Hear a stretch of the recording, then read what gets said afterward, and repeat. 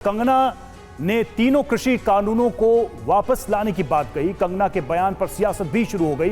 विवाद बढ़ता देख कंगना ने अपने बयान पर सफाई दी है और किसान कानून वाले बयान पर कंगना की सफाई सामने आई है। क्या कहा है कंगना ने अपनी सफाई में? मेरे बयान का पार्टी से कोई लेना देना नहीं, ये कंगना ने कहा है। किसान कानून पर मैं पार्टी के साथ, ये कंगना का बयान। ये मेरे व्यक्तिगत विचार हैं, कंगना रनौत ने कहा। अगर किसी को दुख हुआ तो खेद है, कंगना रनौत का बयान।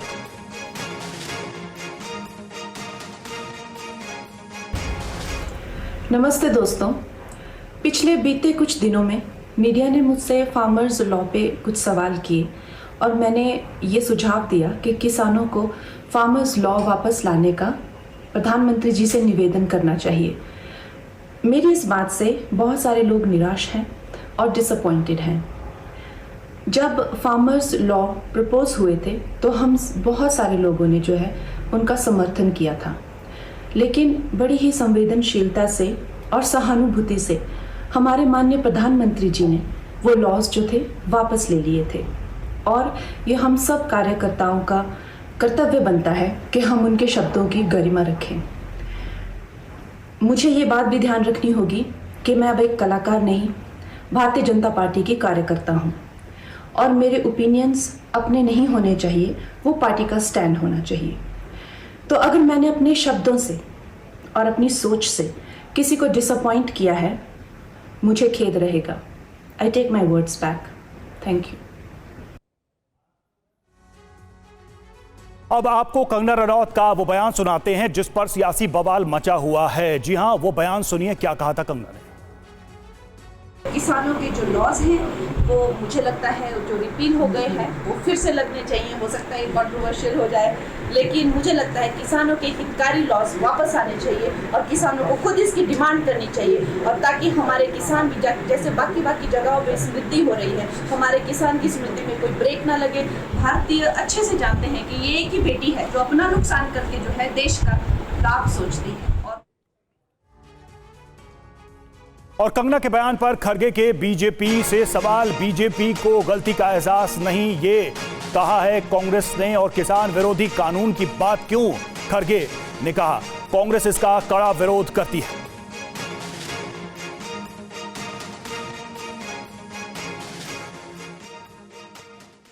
जी हां, तो कंगना का बयान और खरगे के क्या सवाल है, जरा उस पर भी गौर कर लेते हैं। बीजेपी को अपराध का एहसास नहीं, किसान विरोधी कानून को फिर से लागू करने की बात कही गई। कांग्रेस पार्टी इसका कड़ा विरोध करती है। किसानों के लिए कंटीले तार, बंदूकों का इस्तेमाल हुआ। मोदी सरकार एमएसपी की कानूनी गारंटी के खिलाफ है। शहीद किसानों के परिवारों को कोई राहत नहीं दी गई। बीजेपी के रग रग में किसान विरोधी नफरती मानसिकता है। तो ये कांग्रेस की तरफ से कहा गया, मल्लिकार्जुन खड़गे की तरफ से कहा गया है। और देखिए, कंगना के बयान से बीजेपी का किनारा। कंगना का बयान व्यक्तिगत है, ये गौरव भाटिया ने कहा। पार्टी का बयान से कोई लेना देना नहीं, ये भाटिया ने कहा। हम उनके बयान का खंडन करते हैं।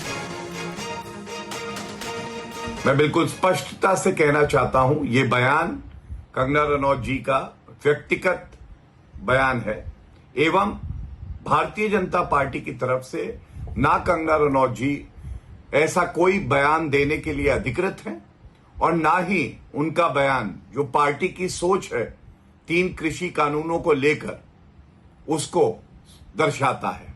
इसलिए उस बयान का हम खंडन करते हैं। अब आपको सुनाते हैं कंगना के बयान पर कांग्रेस नेता प्रमोद तिवारी और आम आदमी पार्टी के सांसद संजय सिंह का क्या कहना है, वो भी सुनिए।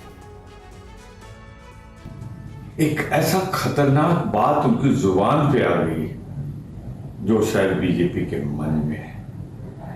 याद रखिएगा, 750 किसानों ने अपने जीवन का बलिदान दिया था। आज ये कह रहे हैं कि वो आने चाहिए वापस। और जब कंगना जी कहे तो समझ लेना चाहिए कि ऊपर बैठा हुआ नेतृत्व का एक बड़ा तबका शक्तिशाली कह रहा है। याद रखिए, जब तक कांग्रेस है, इंडिया गठबंधन है, हम भाजपा आपकी ये काली इच्छा पूरी नहीं होने देंगे। किसानों को बंधक अडानी के हाथों में नहीं बनने देंगे। तो इस पे मोदी को जवाब देना चाहिए। मोदी ने तो कहा था तपस्या में कमी रह गई, हमसे गलती हुई है, हम माफी चाहते हैं। और उनकी सांसद कह रही है फिर से लाना चाहिए, फिर से किसानों को मारना चाहिए, फिर से उनकी हत्याएं करनी चाहिए। तो मोदी जी को बताना चाहिए कि कंगना रनौत कहां से बोल रही है। कंगना के बयान पर बोले चिराग पासवान, ये उनका व्यक्तिगत बयान हो सकता है, ये उनकी सोच हो सकती है। चिराग ने कहा पार्टी का कोई बयान नहीं है। कंगना का अपना व्यक्तिगत स्टेटमेंट हो सकता है एंड ज़रूरी नहीं है कि हर स्टेटमेंट में आप कमेंट करें, ये उनकी अपनी सोच हो सकती है। बट जब तक अधिकृत तौर पर उनकी पार्टी की तरफ से कोई ऐसी बात नहीं आती, मुझे नहीं लगता कि किसी भी हर बयान पे कोई भी टिप्पणी करके उस कंट्रोवर्सी को बढ़ाने का कोई मकसद है। जब तक सरकार की तरफ से या अधिकृत पार्टी की तरफ से कोई ऐसा स्टेटमेंट नहीं आता, मुझे नहीं लगता उस पर कमेंट करने का कोई फायदा है। कंगना के बयान पर बोले जेडीयू नेता केसी त्यागी, हरियाणा चुनाव के वक्त ऐसा बयान क्यों? ऐसे बयान देकर कंगना किसकी मदद करना चाहती हैं? ऐसा बयान एनडीए बीजेपी के लिए घातक, ऐसे बयान से बीजेपी की छवि खराब होगी। सर, बार बार कंगना रनौत ऐसे बयान देती हैं, बीजेपी को उन बयानों से किनारा करना पड़ता है। इस बार उन्होंने कहा है कि जो 3 कृषि कानून सरकार ने वापस लिए थे वो फिर से लाए जाने चाहिए ताकि उससे किसान खुशहाल हों, किसानों की समृद्धि हो। यद्यपि भारतीय जनता पार्टी के प्रवक्ता ने इससे किनारा कर लिया है कि वो कोई ऑफिशियल स्पोक्समैन नहीं है और पार्टी उनकी राय से असहमत है, लेकिन ऐन चुनाव के मौके पर हरियाणा में जब तीनों कृषि कानून मुख्य मुद्दा बने हुए हों, उस समय इस तरह का आपत्तिजनक, उत्तेजनात्मक और भावनात्मक बयान देकर के वो किसकी मदद करना चाहती। आज पूरे हरियाणा में कंगना राउत के वक्तव्य को लेकर के जगह जगह धरने रखे जा रहे हैं, सभाएं हो रही हैं और बेवजह पार्टी को घसीटा जा रहा है, जबकि प्रधानमंत्री ने बहुत ग्रेसफुल्ली तीनों कानूनों को वापस ले लिया था। अफसोस जाहिर किया था कि वो कुछ लोगों को इससे असुविधा हुई। हर वक्त लाइमलाइट में रहने के लिए जिस तरह की भाषा का, जिस तरह के संदर्भों का वो इस्तेमाल और दुरुपयोग कर रही हैं, वो एनडीए के लिए, भाजपा के लिए घातक है। सर, आप बीजेपी के सहयोगी हैं, एनडीए के एक बहुत इंपॉर्टेंट पार्टनर हैं। कृषि कानूनों को लेकर आपकी एक राय रही है, लेकिन बार बार कंगना रनौत की ओर से या उनकी पार्टी के नेताओं की ओर से ये कहा जाना कि किसान आंदोलन में रेप हो रहे थे, हत्याएं हो रही थी और सिर्फ बांग्लादेश जैसी स्थिति बन सकती है। सिर्फ और सिर्फ कंगना राउत के वक्तव्य हैं। भारतीय जनता पार्टी के नेताओं ने और वर्तमान कृषि मंत्री ने संतोष जाहिर किया। वो निरंतर किसानों से संपर्क में हैं। लगभग 24 ऐसी फसलें हैं जिनकी एमएसपी पहले से ज्यादा बढ़ा करके तय की गई है, इसलिए इसके लिए पूरे एनडीए और भाजपा को दोष नहीं दिया जा सकता। हाँ, ऐसे वक्तव्य देकर के वो एनडीए और भाजपा की छवि खराब कर रही हैं, ये मैं जरूर आपके चैनल पे कहना चाहता हूं। हमारे साथ इस वक्त आमोद राय, हमारे पॉलिटिकल एडिटर, जुड़ चुके हैं। आमोद, एक बयान से एक बार फिर से किसानों का मुद्दा ऐसे समय में बहस में आ गया है जब हरियाणा में चुनाव है। हरियाणा वो राज्य जहां पर ये काफी महत्वपूर्ण विषय भी है चुनाव के लिहाज से। बीजेपी के लिए कितनी मुश्किल हो गई है इस पर सफाई देना या इस पर अपने आप को प्रोटेक्ट करना?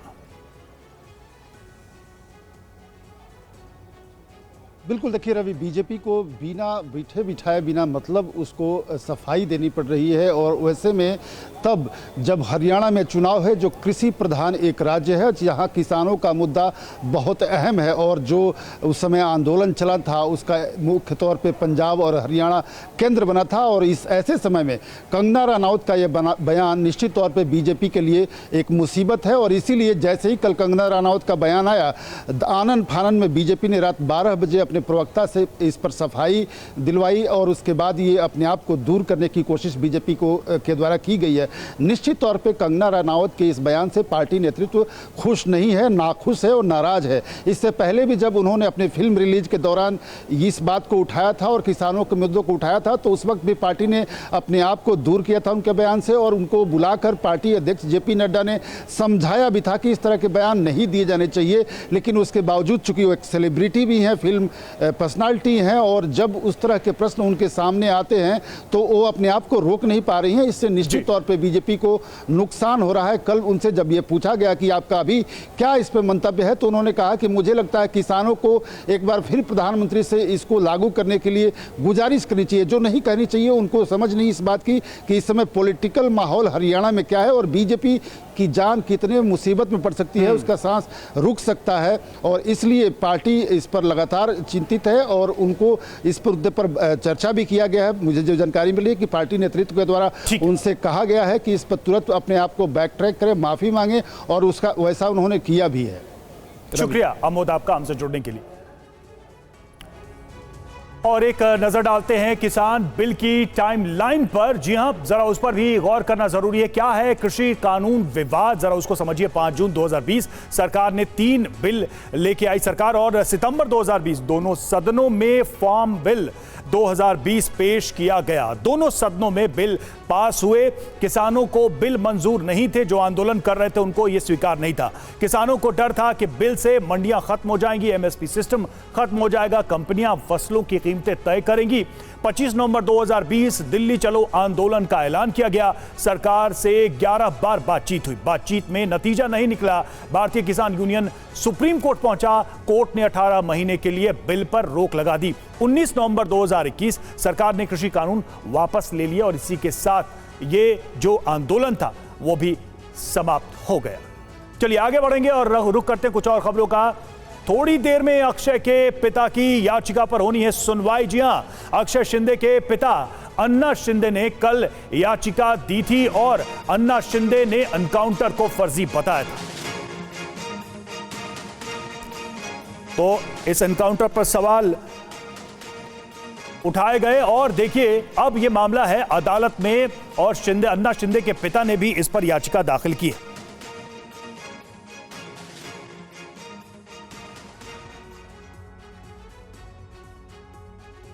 और बदलापुर शिंदे एनकाउंटर मामला बॉम्बे हाई कोर्ट में 3 पिटीशन दायर की गई है। पहली पिटीशन क्या है? आरटीआई एक्टिविस्ट केतन ने फाइल की है पहली पिटीशन। दूसरी पिटीशन एडवोकेट असीम सरोदे ने फाइल की है, कोर्ट से मामलों में दखल देने की मांग की। और तीसरी पिटीशन जिसका हम जिक्र कर रहे थे अक्षय शिंदे के पिता की तरफ से फाइल की गई। एनकाउंटर को फर्जी बताया, जांच के लिए नए सिरे से एसआईटी गठित की जाए, ये इस पिटीशन में कहा गया है। और अक्षय शिंदे की पोस्टमार्टम रिपोर्ट सामने आ गई है। एक नजर डालते हैं उस रिपोर्ट पर। क्या है कहा गया है इस रिपोर्ट में? तो सिर में 1 गोली लगी, ये इस रिपोर्ट में कहा गया है। ज्यादा खून बहने से मौत हुई। 7 घंटे तक चला पोस्टमार्टम।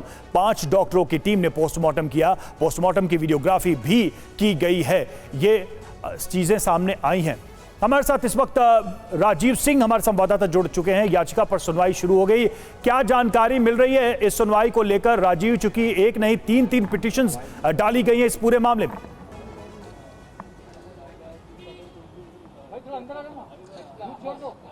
देखिए, वैसे तो 11 बजे सुनवाई शुरू होनी थी, लेकिन एडवोकेट जनरल सराफ जो है वो हाईकोर्ट पहुंचे नहीं थे। अब दूसरी अदालत में उनका एक मामला था, वहां पर थे। लेकिन लगभग 45 मिनट के बाद में दूसरे जो सरकारी वकील हैं वो पहुंचे और उसके बाद में कोर्ट में सुनवाई शुरू हुई। सबसे पहले अक्षय शिंदे के पिता की जो वकील हैं उनकी तरफ से ये बात रखी गई कि जो तलोजा जेल का सीसीटीवी है और जिस रूट से नई मुंबई के तलोजा से लेकर मुंब्रा बाईपास तक लेकर आया जा रहा था अक्षय शिंदे को, उस रूट की तमाम जितने भी दुकानें हैं या इमारतें हैं, वहां के जो सीसीटीवी फुटेज है उसको कोर्ट ये आदेश दे कि उनको संरक्षित कर लिया जाए, क्योंकि ये बहुत अहम होगा। क्योंकि उनका यह आरोप है कि प्रताड़ित किया जा रहा था। वैन के अंदर भी संभवतः हो सकता है कि अक्षय शिंदे के साथ में कोई मारपीट हुई या कहीं सिग्नल पर गाड़ी रुकी होगी तो वैन के अंदर की कुछ ऐसी संदिग्ध एक्टिविटी दिखाई दी। यही नहीं, ये भी बात कही गई कि तलोजा जेल के अंदर भी अक्षय शिंदे के साथ में मारपीट की गई, तो उसकी भी जांच होनी चाहिए। साथ साथ में अक्षय शिंदे के माता पिता ने जो बयान दिया है कि जब तलोजा जेल से निकाला जा रहा था उस वक्त जब परिजनों से मुलाकात की थी अक्षय शिंदे ने, तो उसके हाव भाव बिल्कुल ऐसे नहीं थे कि वो पुलिस की कस्टडी से भाग जाएगा, बल्कि तो उसने अपने परिवारजनों से 500 रुपए मांगे थे, इसलिए ताकि वो कैंटीन में कुछ लेकर खा सके। उसका ये कहना था कि उसे जो जेल का खाना है वो अच्छा नहीं लगता है, इसलिए उसने परिवार से 500 रुपए की मांग की थी ताकि वो कैंटीन में जाके खाना खा सके। उसकी मानसिक स्थिति ऐसी नहीं थी कि वो गोली चला सके या फिर कस्टडी में से पुलिस के भागे। ऐसे में परिवार को इस बात पर यकीन ही नहीं हो रहा है कि उसने पुलिस की रिवॉल्वर छीनी, पुलिस पर 3 राउंड फायरिंग की। फिलहाल अभी भी हाई कोर्ट में सुनवाई चल रही है, अभी तक कोर्ट का ऑब्जर्वेशन नहीं आया है। दोनों पक्ष की तरफ से अपनी अपनी दलीलें रखी जा रही हैं। बिल्कुल बिल्कुल राजीव, और हम लौटेंगे आपके पास। और देखिए, अक्षय शिंदे एनकाउंटर केस में एक्शन में सीआईडी एनकाउंटर करने वाले पुलिस वालों से होगी पूछताछ। इंस्पेक्टर संजय शिंदे, एपीआई नीलेश मोरे से सवाल होंगे। वैन में मौजूद सभी पुलिस वालों से सीआईडी पूछताछ करेगी। अक्षय के परिवार वालों के भी बयान जारी रहेंगे।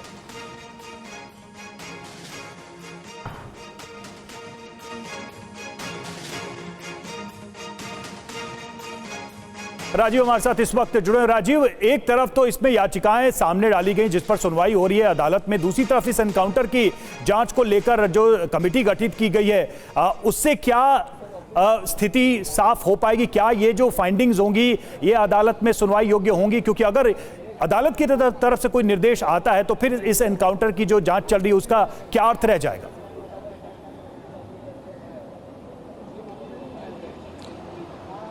देखिए, जो जांच चल रही है उसमें पहले दिन जब एक घटना घटित हुई उस वक्त पुलिस की तरफ से बताया गया था कि एक एसआईटी का गठन किया जा रहा है। एडिशनल सीपी स्तर के एक आईपीएस अधिकारी हैं जो क्राइम ब्रांच के एडिशनल सीपी हैं, वो इस पूरे एसआईटी को लीड करेंगे। इसमें 2 डीसीपी भी होंगे। लेकिन बाद में दूसरे दिन जो है यानी कि कल एक सीआईडी को पूरा मामला सौंप दिया गया। और उसके बाद में अब जब मामला कोर्ट पहुंच गया है तो परिवार की तरफ से कहा जा रहा है कि सीआईडी पर उन्हें ट्रस्ट नहीं है, एक एसआईटी का गठन किया जाए। वहीं दूसरी तरफ विपक्ष भी कह रहा है कि हाईकोर्ट की निगरानी में जो है इस पूरे मामले की जांच होनी चाहिए।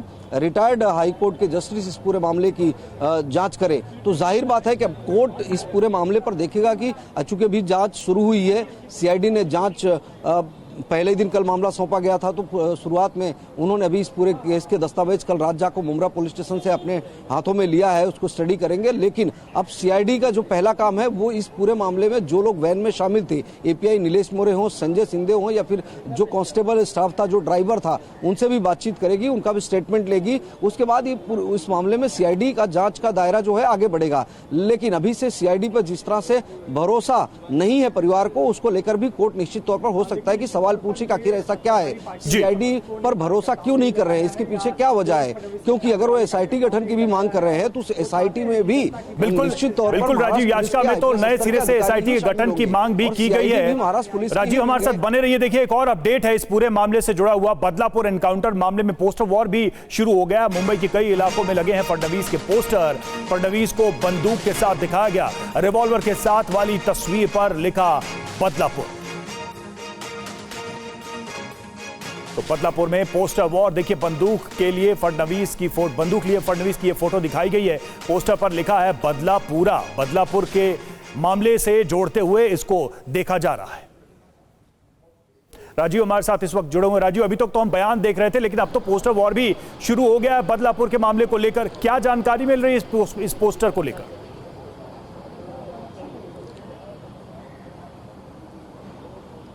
देखिए, अगर इस पोस्टर के को समझना है तो थोड़ा सा पीछे जाना पड़ेगा, क्योंकि जब ये पूरी घटना हुई थी जिस दिन, उस वक्त पूरा विपक्ष सड़क पर था, आम लोग भी सड़क पर थे और लोगों की ये मांग थी कि जो आरोपी है उसे फांसी की सजा होनी चाहिए, तुरंत होनी चाहिए। लोग यहाँ तक मांग कर रहे थे कि आरोपी को उनके हाथों में दे दिया जाए, वो खुद सजा देंगे।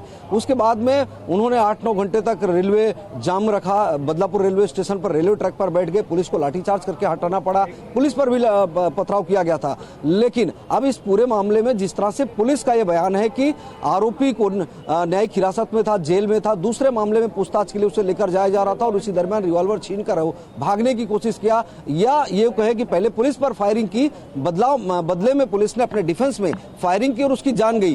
तो यहां पर जो सत्ता पक्ष के लोग हैं इस पोस्टर के जरिए ये कहीं ना कहीं एक स्थिति स्पष्ट कर रहे हैं कि जो अक्षय शिंदे को के जरिए जिस तरह की घटना हुई थी उस मामले में जिस तरह का इंसाफ चाहिए था वो इंसाफ मिल गया है और इसी को जस्टिफाई किया जा रहा है बदला पूरा, यानी कि बदलापुर में जो घटना हुई उसका बदला पूरा हो गया, उसको जस्टिफाई करने की कोशिश की जा रही है। लेकिन अब विपक्ष सवाल उठा रहा है कि आखिर अक्षय शिंदे को क्या राजनीतिक लाभ के लिए, राजनीतिक स्वार्थ के लिए उसका एनकाउंटर किया गया? इसके पीछे सरकार की या पुलिस विभाग की कोई सोची समझी साजिश थी? क्योंकि इस स्क्वाड में जो स्क्वाड लेकर आ रहा था उसमें एक ऐसा शख्स है जिसके ऊपर पहले भी कई तरह के विवाद रहे, यानी कि हम इंस्पेक्टर संजय शिंदे की बात कर रहे हैं जो कि प्रदीप शर्मा के स्क्वाड में हुआ करते थे, थाने में जब वो पोस्टेड थे, उसके पहले मुंबई में भी, और संजय शिंदे पर कई तरह के विवाद भी है, फर्जी मामले में उनके ऊपर जांच भी चल रही थी। ऐसे में संजय शिंदे को लेकर भी सवाल खड़े हो रहे हैं। कई सारे सवाल है राजीव, एक तरफ मामला अदालत में है, दूसरी तरफ एसआईटी की जांच चल रही है और इस बीच राजनीतिक वार पलटवार भी चल रहा है। शुक्रिया राजीव आपका हमसे जुड़ने के लिए, ज्यादा जानकारी देने के लिए। और बात जम्मू कश्मीर चुनाव की करते हैं तो जम्मू कश्मीर चुनाव के दूसरे चरण के लिए वोटिंग जारी है। 6 जिलों की 26 सीटों पर वोट डाले जा रहे हैं। सुबह 11 बजे तक 24.10% मतदान हो चुका है। इस बीच जम्मू कश्मीर में लोकतंत्र के पर्व के साक्षी बनने के लिए 16 देशों के 20 राजनयिक भी पहुंचे हैं और अलग अलग मतदान केंद्रों पर जाकर वोटिंग को देख रहे हैं। हालांकि इस बीच नेशनल कॉन्फ्रेंस के नेता उमर अब्दुल्ला ने विदेशी राजनयिकों के दौरे पर सवाल भी खड़े किए हैं। और देखिए जम्मू कश्मीर में दूसरे चरण का मतदान इस वक्त चल रहा है। 16 देशों के राजनयिक वोटिंग देखने पहुंचे हैं। विदेशी राजनयिकों ने बडगाम में पोलिंग बूथ पर जायजा लिया।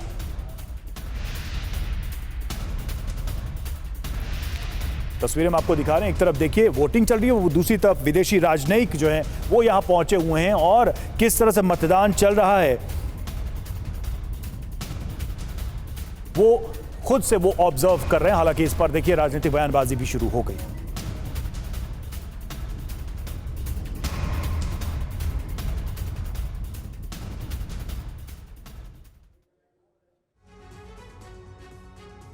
आइए आपको बताते हैं कि किन किन देशों के राजनयिकों ने आज जम्मू कश्मीर में चुनाव प्रक्रिया को करीब से देखा है। तो इसमें अमेरिका, मैक्सिको, गुयाना, दक्षिण Korea, Somalia, Panama, Singapore, Nigeria, Spain, दक्षिण Africa, Norway, Tanzania, Rwanda, Algeria, Philippines के राजनयिक शामिल हैं।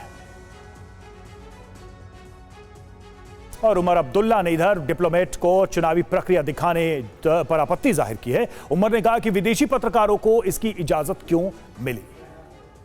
ये डेलीगेशन के हवाले से समझ में नहीं आता।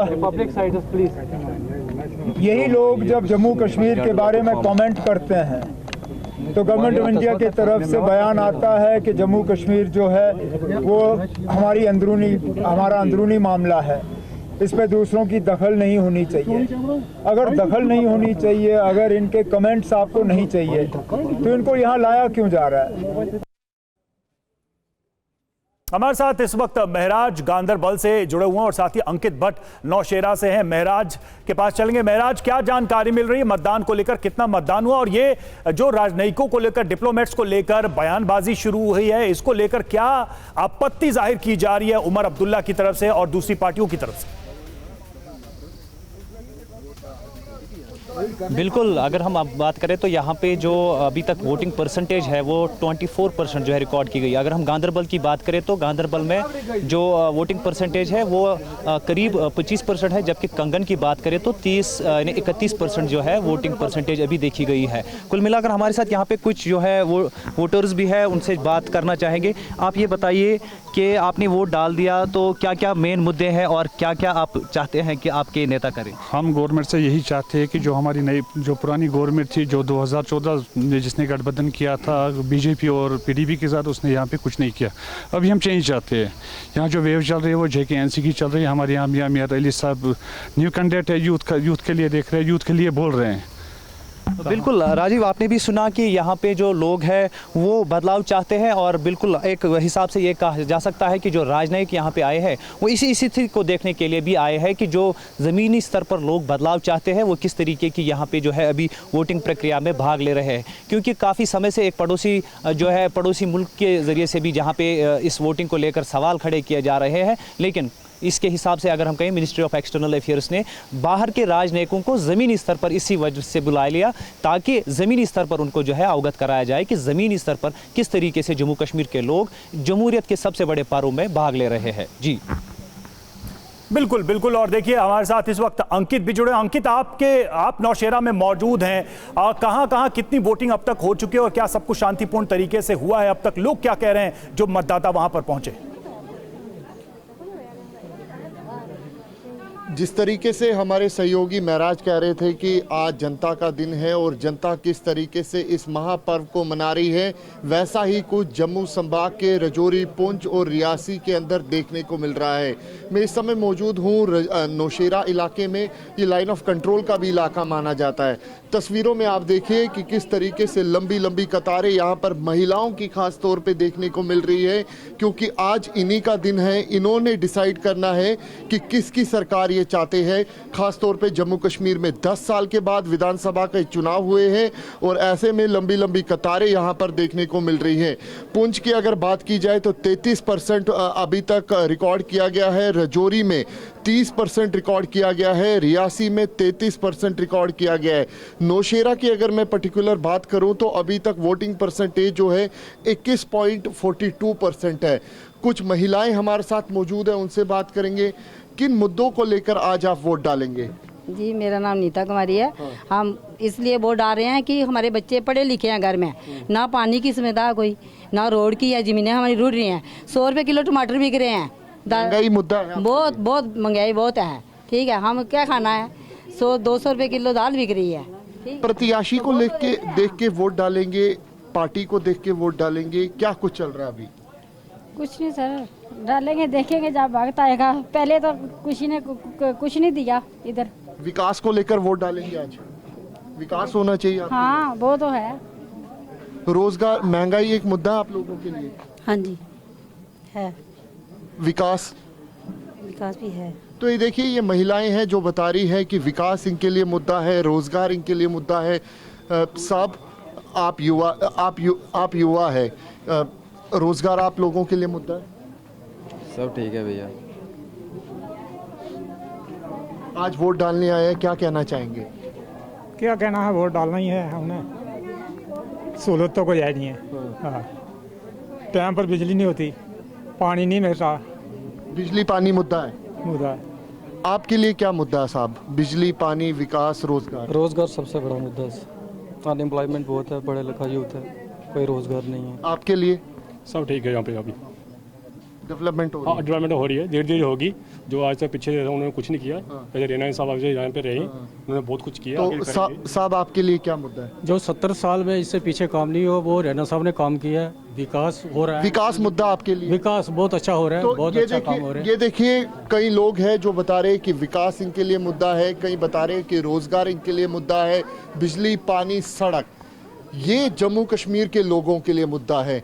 तो साफ तौर पे यहाँ पर दिख रहा है कि किस तरीके से जमहूरियत का महापर्व जो है वो जम्मू कश्मीर में मनाया जा रहा है। दूसरे फेज की वोटिंग है और ऐसे में आप देखिए कि ये लाइन ऑफ कंट्रोल के इलाके हैं, रजौरी हो, पुंछ हो या फिर नौशेरा जैसा इलाका हो, और ऐसे में आप देखिए कि लंबी लंबी कतारें, बुजुर्ग महिलाएं, युवा पुरुष, हर कोई यहाँ पर जो आज वोटिंग है उसमें बढ़ चढ़कर हिस्सा ले रहा है। बिल्कुल शुक्रिया आप दोनों का हमसे जुड़ने के लिए, इस जानकारी के लिए। और श्रीनगर के लाल चौक में एनसी उम्मीदवार एहसान से बात की हमारे संवाददाता इरफान ने। कॉन्फ्रेंस के युवा नेता और कंटेस्टिंग कैंडिडेट एहसान परदेसी साहब हमारे साथ मौजूद है। एहसान साहब, पहले तो स्पष्ट बताइए, 10 साल बाद चुनाव हो रहे हैं, लोगों को वोटिंग केंद्र की ओर जाने का मौका मिल रहा है। पहले इन्हीं लोगों को नकाब लगाकर आना पड़ता था, अब खुल के आ रहे हैं, कुछ बदलाव लग रहा है आपको? ये अच्छी बात है कि लोग ओपनली अपना जमहूरी हक निभाने के लिए बाहर आ रहे हैं, घर से बाहर निकल के वोट करने के लिए आ रहे हैं। We should appreciate that. और हम यही उम्मीद है कि जितना टाइम आगे जाएगा उतना वोटिंग परसेंटेज जो है वो बढ़ जाएगा, क्योंकि काफ़ी अरसे के बाद, 10 साल के बाद आज असेंबली इंतखाबात हुए हैं, तो लोगों ने खुद महसूस किया है कि एक लोकल गवर्नमेंट क्या होती है और एक ब्यूरोक्रेटिक रूल क्या होता है। इंशाल्लाह पूरी उम्मीद है कि फैसला जो होगा नेशनल कॉन्फ्रेंस के हक में होगा। लोकतंत्र जम्मू कश्मीर में आपको लगता है कि बहुत अहम था और ये चुनाव बहुत जल्दी कराने चाहिए थे? बिल्कुल, ये चुनाव जो है मैं समझता हूँ कि 3 साल 4 साल पहले जो है वो होने चाहिए थे, क्योंकि भाई यही कह रहा हूँ आपसे कि गुजरात में ट्रेन डीरेल की एक और साजिश। बोटाद में पटरी के पास रखा लोहे का टुकड़ा, लोहे के पार्ट से ट्रेन का पहिया टकराया। करीब 3 घंटे तक खड़ी रही पैसेंजर ट्रेन। ओखा भावनगर रूट पर ट्रेन डिरेल की साजिश।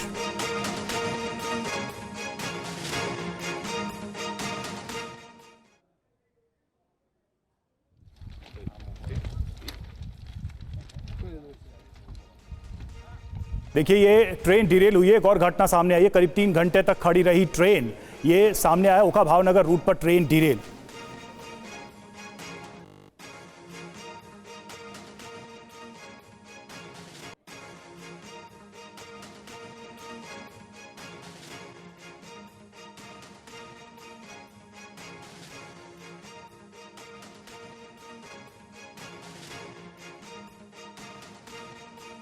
कुमार कुंदन हमारे साथ इस वक्त जुड़े। कुमार, एक बार फिर से ट्रेन डिरेल की घटना और इस बार गुजरात में। बिल्कुल पास भी ये घटना, इस तरह की घटना देखने को मिली थी और इसमें सबसे इंटरेस्टिंग बात यह है कि टकराने के बाद इंजन में कुछ खराबी आई और अगले 3 घंटे तक ट्रेन वहीं रुकी रही। बाद में उसको फिर दुरुस्त करके आगे ले जाया गया। स्थानीय स्तर पर पुलिस ने इस मामले की तहकीकात भी की है और पुलिस ने इस पूरे मामले पर अपनी तरफ से जो है उन्होंने तहकीकात शुरू की है और जेआरपी भी अपने तरीके से तय कर रही है। तो ये घटना बहुत ही एक तरह से कह सकते हैं कि ऐसे इलाके में घटी है जहां इस तरह की चलती है, तो ये रेलवे के लिए कहीं ना कहीं चौंकाने वाली बात है। जी रवि, बिल्कुल शुक्रिया आपका इस जानकारी के लिए, इस अपडेट के लिए।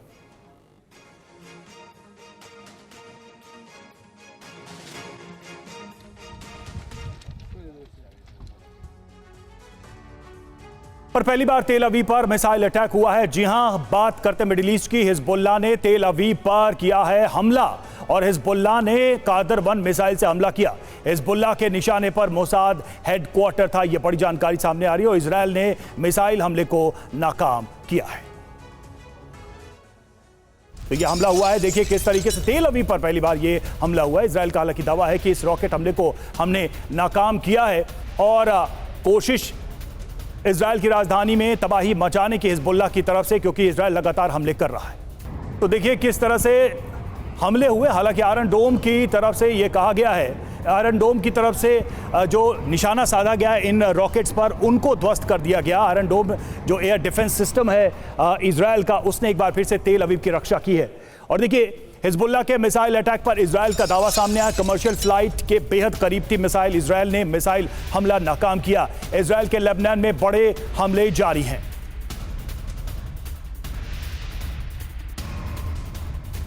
तो लगातार ये अटैक अभी भी जारी है, इजरायल के ऑपरेशंस जारी हैं। हिजबुल्लाह के जो ठिकाने हैं उनको टारगेट किया जा रहा है। हिजबुल्लाह के मिसाइल अटैक पर इजरायल ने भी दावा किया। इधर कमर्शियल फ्लाइट के बेहद करीब थी मिसाइल, इजरायल ने मिसाइल हमला नाकाम किया। सुमित चौधरी हमारे साथ इस वक्त जुड़े हुए। सुमित, माना जाए कि एक बड़ी घटना होने से बच गई, क्योंकि दावा तो यही कमर्शियल प्लेन के करीब था ये रॉकेट।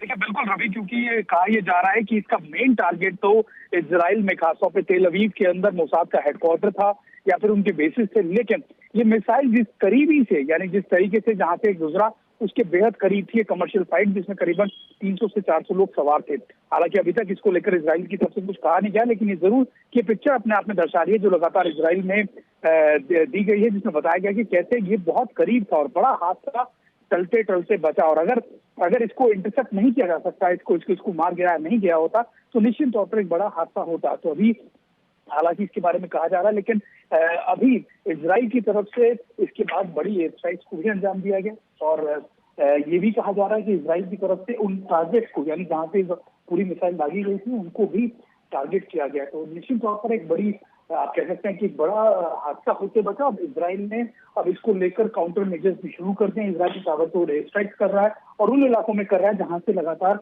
इन मिसाइलों को लॉन्च किया जा रहा है। अभी शुक्रिया सुमित आपका इस जानकारी के लिए। तो एक बड़ी दुर्घटना हो सकती थी और देखिए पहली बार तेल अवीव पर प्रहार हुआ है, पहली बार तेल अवीव को निशाना बनाकर हमला किया गया। हिजबुल्लाह की बात करें तो तेल अवीव पर यह अटैक की कोशिश की गई। हिजबुल्लाह ने मीडियम रेंज की मिसाइल से ये अटैक किया था तेल अवीव पर। दावा यह है कि हिजबुल्लाह ने कादर-1 मिसाइल से तेल अवीव पर हमला किया था। 140 किलोमीटर दूर से हिजबुल्लाह का यह अटैक हुआ है और इजरायल का इसमें आरोप है कि कमर्शियल फ्लाइट के बेहद करीब थी ये मिसाइल। जो तस्वीर भी हमने आपको दिखाई है कि किस तरीके से वो कमर्शियल फ्लाइट बची है, हिजबुल्लाह की फ्लाइट को निशाना बनाने की कोशिश थी। ये इजराइल ने आरोप लगाए हैं, जिसको आयरन डोम ने ध्वस्त कर दिया। इजराइल ने हिजबुल्लाह का मिसाइल अटैक नाकाम कर दिया अपने एयर डिफेंस के माध्यम से। तो ये बड़े दावे आए हैं इजराइल की तरफ से, और इजराइल पर बड़े हमले की तैयारी में हिजबुल्लाह लगातार है। हिजबुल्लाह ने तेल अवीव खाली करने को कहा है, इजरायली नागरिकों को तेल अवीव से जाने को कहा है।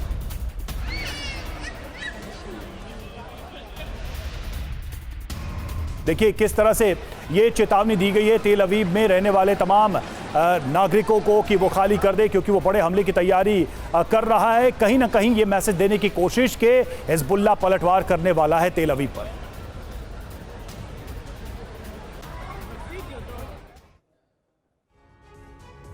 नसरुल्लाह का ऑपरेशन तेल अवीव, जी हां, हिजबुल्लाह की धमकी, तेल अवीव खाली करके चले जाएं, तेल अवीव से इलाद की तरफ जाएं। इजरायली नागरिकों से यह कहा गया है, सरकार ने आपको युद्ध में घसीटा, नेतन्याहू सरकार आपकी सुरक्षा में विफल रही है। सवाल है कि क्या हिजबुल्लाह तेल अवीव पर हमला करने वाला है, कोई बड़े हमले की तैयारी कर रहा है? ये तमाम सवाल हैं। और देखिए तेल अवीव में हमले पर टीवी 9 पर एक्सक्लूसिव खबर सामने आई। आईडीएफ प्रवक्ता एलटीसी नदाव ने टीवी 9 पर कहा, तेल अवीव में लाखों लोगों ने बंकर में शरण ली। हिजबुल्लाह ने सिविलियन इलाके में किया हमला, हिजबुल्लाह के मोसाद हेडक्वार्टर को निशाना बनाने के दावे को किया खारिज। मनीष हमारे साथ इस वक्त जुड़े हुए हैं। मनीष, क्या दावा किया जा रहा है इजराइल की तरफ से? बिल्कुल, देखिए हिजबुल्लाह की तरफ से ये कहा गया था कि आज सुबह जब कादर 1 मिसाइल से तेल अवीव पर हमला किया गया था तो उसका टारगेट मोसाद का हेडक्वार्टर था और वो डिवाइस अटैक का बदला ले रहे थे। और जब ये सवाल हमने पूछा आईडीएफ के इंटरनेशनल प्रवक्ता एलटीसी नादाव से, तो उन्होंने कहा कि हिजबुल्लाह की ये दावे बेबुनियाद हैं, क्योंकि हमने हवा में ही उस कादर 1 मिसाइल को मार गिराया था। तो वैसे में हिजबुल्लाह की तरफ से ये साइऑप या प्रोपेगेंडा फैलाने की कोशिश है। लेकिन उन्होंने इस बात को भी माना कि हिजबुल्लाह के, क्योंकि ये पहली बार था जब तेल अवीव को टारगेट किया गया था, तो हिजबुल्लाह के इस हमले की वजह से तेल अवीव में लाखों लोगों को बंकर में शरण लेनी पड़ी थी और बंकर में शरण लेने के दरमियान 6 लोग घायल भी हो गए थे। साथ ही उन्होंने ये भी कहा कि हम लगातार कार्रवाई करते हुए हिजबुल्लाह के टॉप कमांडर को या फिर जहां से भी वो अटैक कर सकते हैं उन सब पर एयर स्ट्राइक कर रहे हैं। और साथ ही उनका ये भी कहना था कि आज जो तेल अवीव पर हमला किया गया है कादर 1 मिसाइल से, वो हिजबुल्लाह ने सिविलियन इलाके से दागे थे और यही वजह है कि उन इलाकों पर जवाबी स्ट्राइक की जा रही है। जी, शुक्रिया मनीष आपका हमसे जुड़ने के लिए इस जानकारी के